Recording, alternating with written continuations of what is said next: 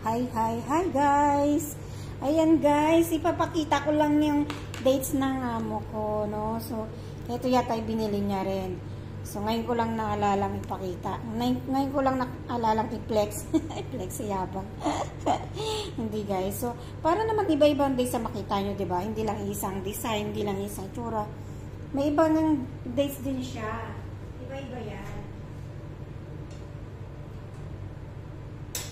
Meron pa nga yung dates yung dates na anong tawag doon?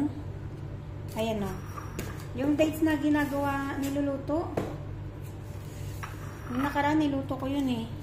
O, niluto siya. May harina siya. Para siyang sinangag yung harina. Ayan, ito rin, iba rin klaseng dates to, diba? Iba-iba eh. Ito, hinog na yan guys. Tapos parang may nilagyan na siya ng sesame seeds. No? Tapos ito, yung dry na dry talaga. Parang binilad siya ba. Tapos ito yung parang bagong ani siya. Ayan, maubos na. Pag bagong ani siya guys, ganyan. Ito naman half-half. Nung kinuha to, half-half lang siya. No? Ito, medyo malutong to. Ito, maganda rin to sa mga diet talaga. Hindi siya yung matamis na matamis kasi parang binilad siya na dry siya. Tuta mo. Ayan. Ito naman sabik talaga sa matamis pag matabang yung kape nila. So, yun lang guys. Flex ko lang ng lahat. Thank you for watching guys.